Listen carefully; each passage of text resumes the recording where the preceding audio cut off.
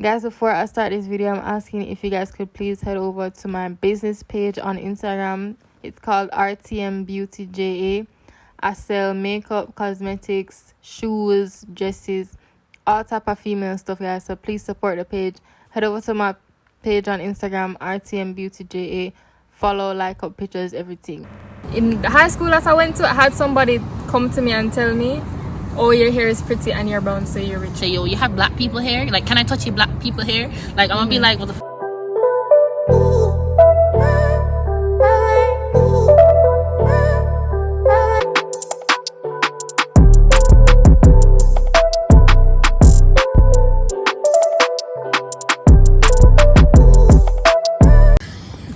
What's up, guys? It's your girl Kayla Khan. Welcome back to my channel. Today I'm here with Anyah M.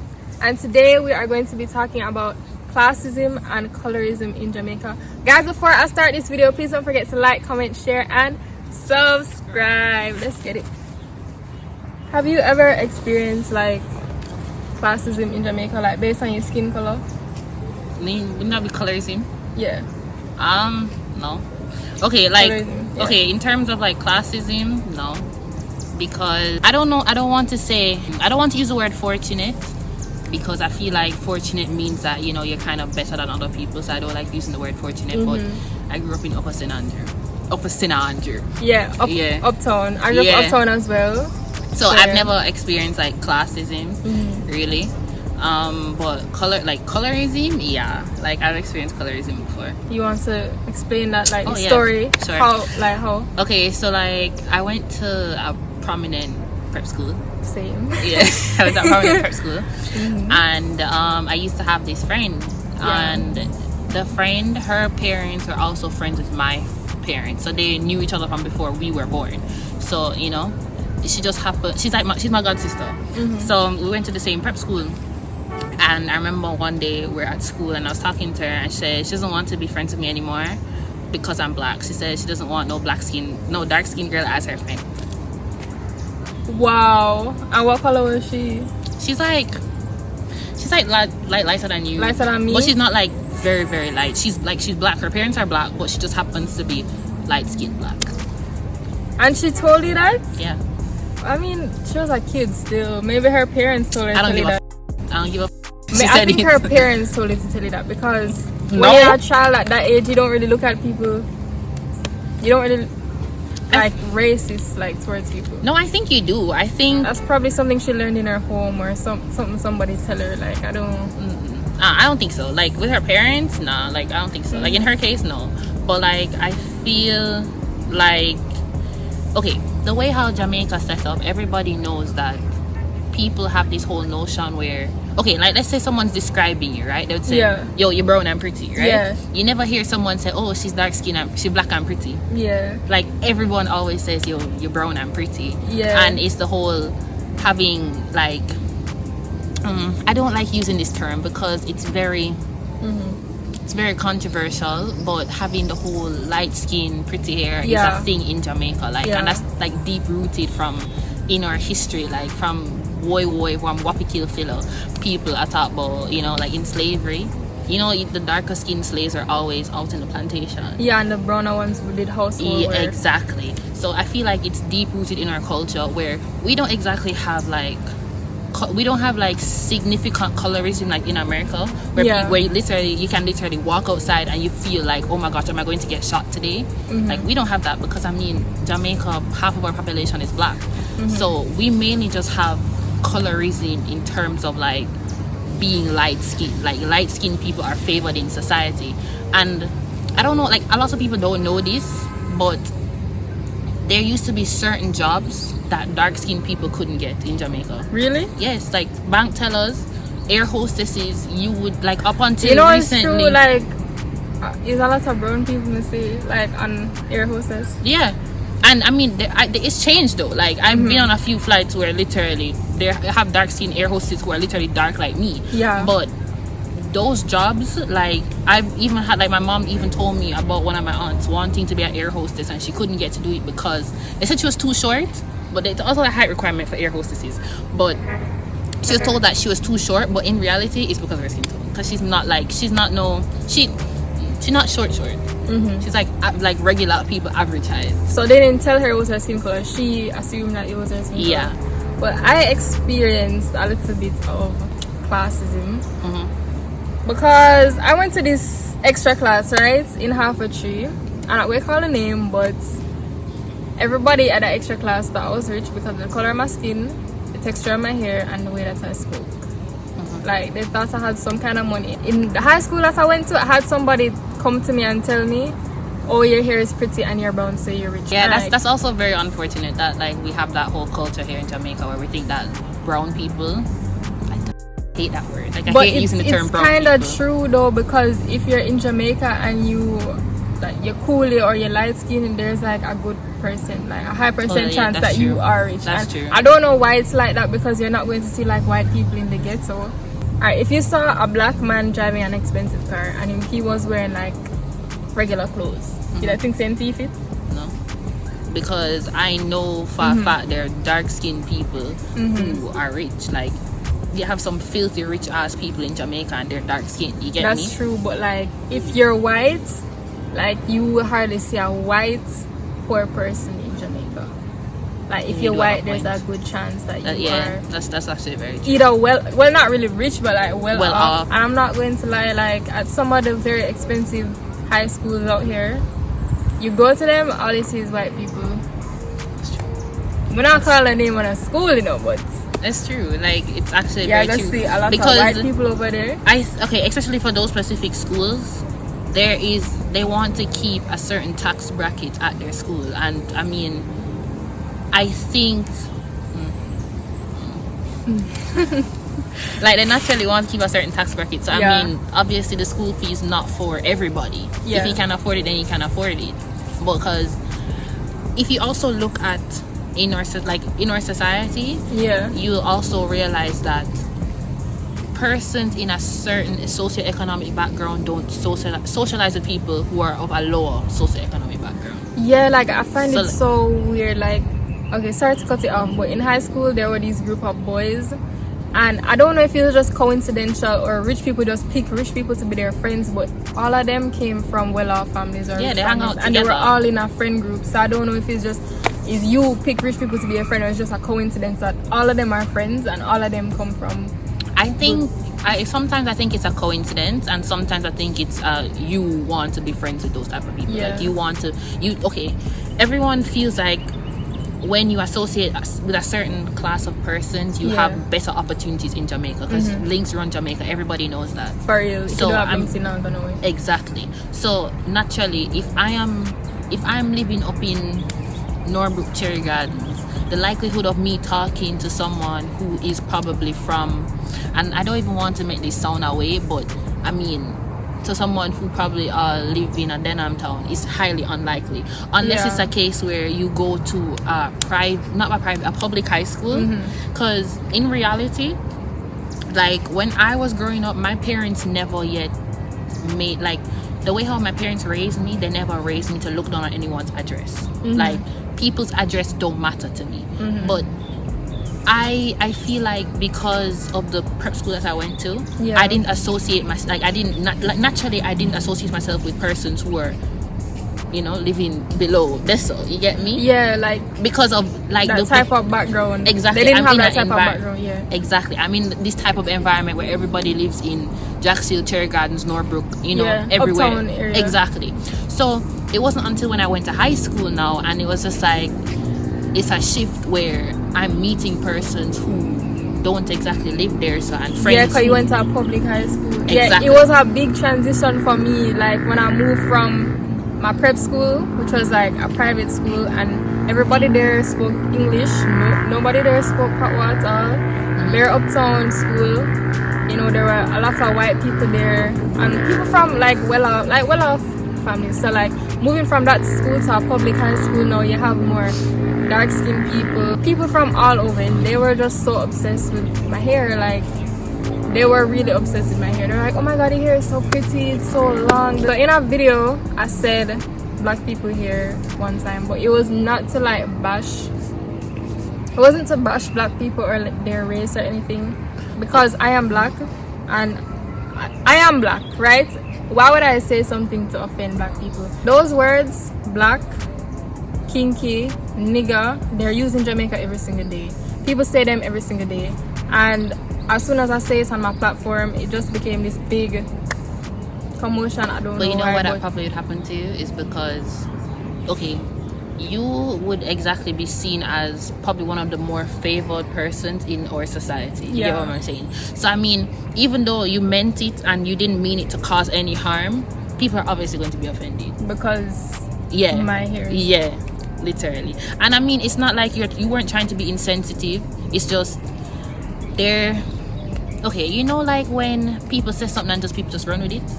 It's like that. You get me? So it's like, even though you said it to not offend other people, it was going to offend persons who have quote unquote bad hair. Because I mean, in society, in our culture too, like, okay, even watch with like the high school, like public high schools. Yeah, we're not allowed to wear afros to school. You get me? Like, I didn't know that. Yeah, we're not supposed to, because certain teachers, especially at the high school, that, you know, they would say, okay, our hair is unkept. Yeah, so I think it's more like wearing an afro or having your kinky hair out is like a fuck you to the world. I didn't know that. Yeah, it's like that's, well, I mean, that's kind of how I see it. Like, it's like a fuck you to the world, because it's just like you're taught to have these Eurocentric, I don't want to say features, but Eurocentric type ideals. So like the whole creaming of the hair, straightening your hair all the time is favored, because we are taught from birth, or a lot of us are taught from birth, into thinking like that, to thinking that our natural hair is not pretty. I don't think it's not pretty, and I never had a problem with kinky hair. I've never had a problem with, you know, my mother has kinky hair. I never had a problem with it. I don't see a problem with wearing an afro anyway. I mean, it's your hair, God gave it to you. Why is that a problem? But my question to you is, if somebody said that you had black people hair, nigger hair, would you feel offended if a black person said it to you? Okay, I think, okay, the type of person that I am, small shit like that don't offend me. Like, as in, if someone says I have black people here, it's not going to offend me, because I don't really give a fuck what anyone has to say. Okay, so if a white person said you had black people here, would you feel offended? You put me in a spot. Like, you actually put me in a spot. It depends on like how exactly they say it too. Like, if it's a case where they're uneducated on the topic and they say, yo, you have black people here, like, can I touch your black people here? Like, I'm gonna be like, what the f-? Like, what are you doing? Like, you get me? And I'm going to educate them and say, yo, you can say other terms are there for you to use. What would you classify your hair as? I would just say my hair is I have a kinkier texture hair. Okay. Yeah, that's what I would call it. Like, yeah, that word did not come to mind when I was making that video, so I just said black people hair. Just like how you just said white people hair, I said black people hair, and then the internet took it. They took what I said and they turned it into this big, making me look like some kind of colorist, which don't make any sense because I live in Jamaica. Like, anyways, sometimes like when I'm walking on the road, like, because I used to take public transportation with my friends who are of darker skin complexion than me. I used to take the bus, and when I stand up at the bus stop, the bus doctor, they don't look at my friends, like, they look at me and they say Indian browning, like, sit up on the bus, and that's because it's deep rooted, like, in our culture. Like, it's just so, it's like a daily thing where, like, you don't want to say it's like we have racism here. I don't want to say that, because in comparison to a whole lot of countries, we don't have it that bad, but we do experience it. We do have issues where darker skinned persons are literally looked at in a completely different light. So I have a good example.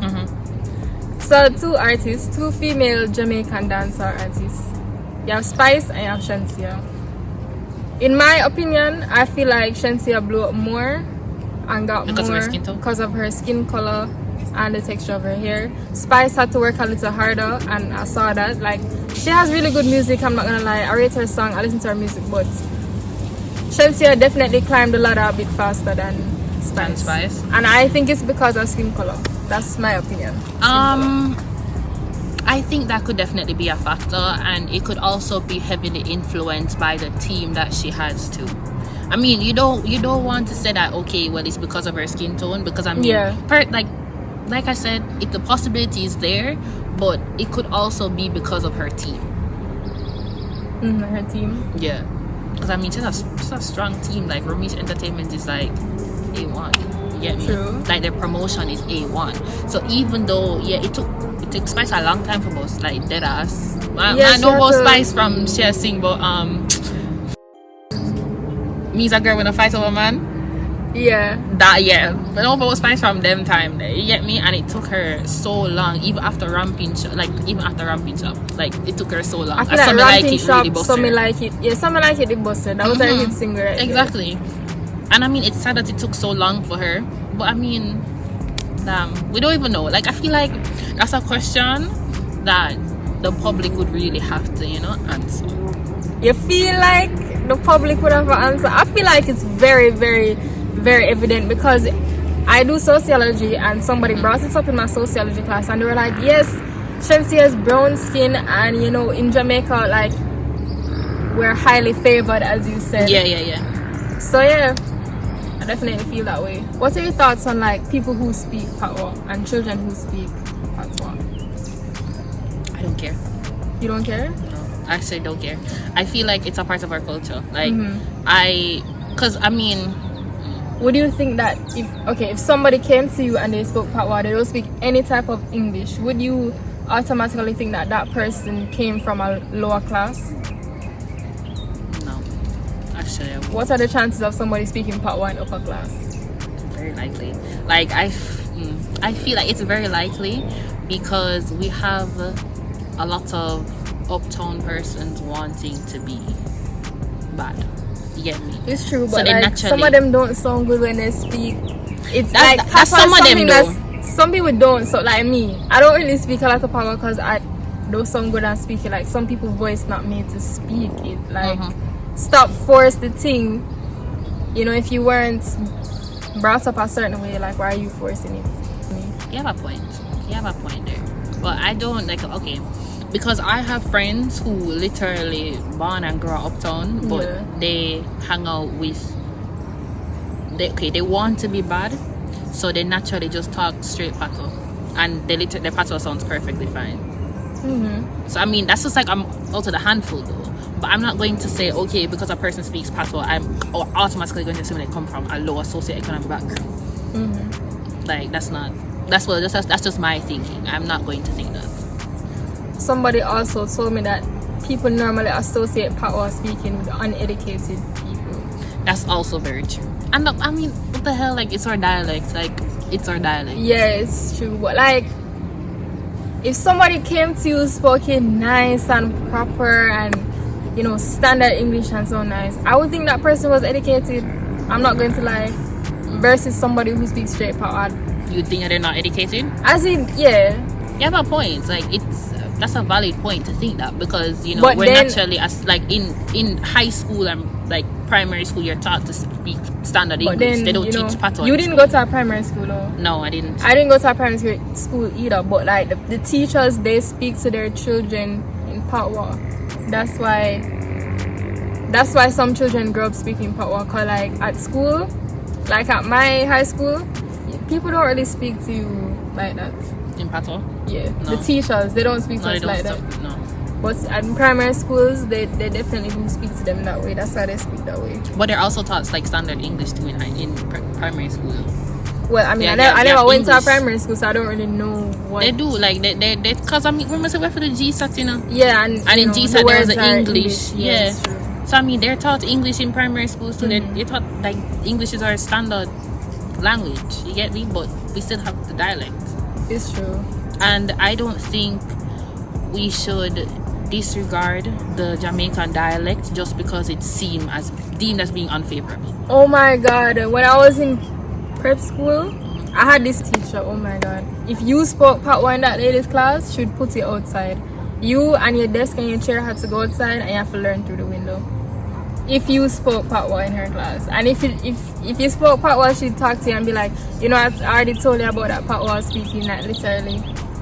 I think that's very extreme. Like, I think it's very extreme because you have parents in their household speaking Patois. So if your child is going to, children learn from their parents. So if your parent is speaking Patois in the household and you hear it, you gotta try it too. Like when I used to speak Patois, my mother used to look at me and be like, speak properly.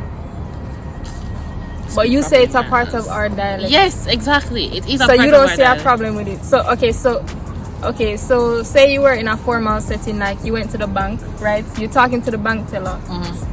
How would you speak to the bank teller? In Patois or English? Standard English? I would speak in standard English. Okay. But hold on, the reason why I speak in standard English is because that's literally the type of environment I grew up in. You get me? Like if I didn't grow up in an environment where there was standard English and I was speaking Patois, I'd talk to her in Patois because that's what I know. That's what I know. It's true. If you're born and grow a certain way, you speak a certain way. Exactly. So I mean, the only reason why I speak the way I speak right now is because of the environment I grew up in. I was not raised in a household where my parents speak Patois. But I mean, I went to a fucking prep school. I went to a prep school where literally no one spoke Patois. The teachers did not talk Patois to me. I don't speak Patois either, and like people like I feel like they like to mock me. Uptown Sugar.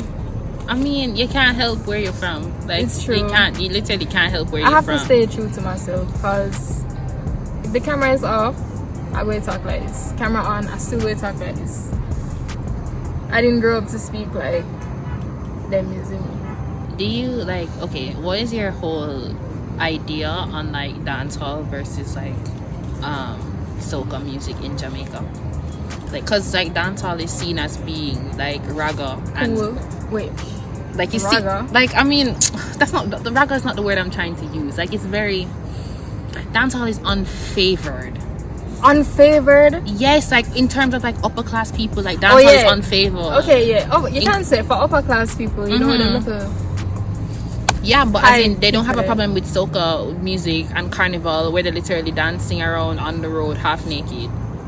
You get me? Like the whole comparison feel like because there's more Patois speaking and like dancehall is kind of raw sometimes, like in terms of like sex and stuff like that. So soca music guns too, and but like in dancehall you talk about shooting and sex and like degrading women, like getting them mouth and them something there. Soca is more of like a you know, and people don't really speak Patois in soca music. They do. No, but remember, Satrina have their own like a dialect, you know. Yeah. So yeah, so they'll probably have terms that we don't know. But I don't know. I also feel like it's pointless. The whole criticism of dancehall music is very pointless in our society because I think it's a part of our culture. It's a part of who we are. Soca music is literally not from Jamaica. It's from Trinidad, and we're literally so receptive to something that is not a part of our culture. We're too receptive to it. We have carnival. You get me?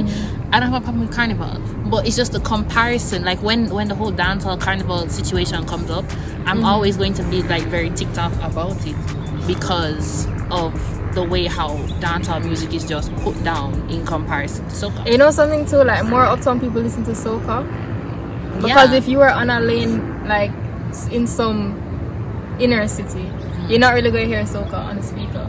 It's dancehall they play down there. That's true. And also we call it carnival is geared towards persons who have the funds to, you know, do it, like to participate, because carnival is not very inclusive. Because I mean, the only way for you, like, carnival costumes alone are expensive. So they're not going to expect someone who is from a lower socioeconomic background to participate in carnival. So I think that's where the whole issue of dancehall soca kind of rubs me the wrong way, because it's not inclusive. Dancehall music is more inclusive to me than soca music. Not like them carnival costumes are dear. Yeah, they are very dear. Okay guys, that brings us to the end of this video. If you like this video, please give the video a big thumbs up. Don't forget to like, comment, share, and subscribe. And don't forget to subscribe to Anyah Uncensored on YouTube. Link for her channel will be in the description down below. Yeah, we're going to be doing an episode together, so you guys should check it out. This is probably going to come out a week after. Yeah, so make sure you guys will subscribe to Anyah Uncensored and turn on your post notifications to watch the video that Kayla and I have coming out.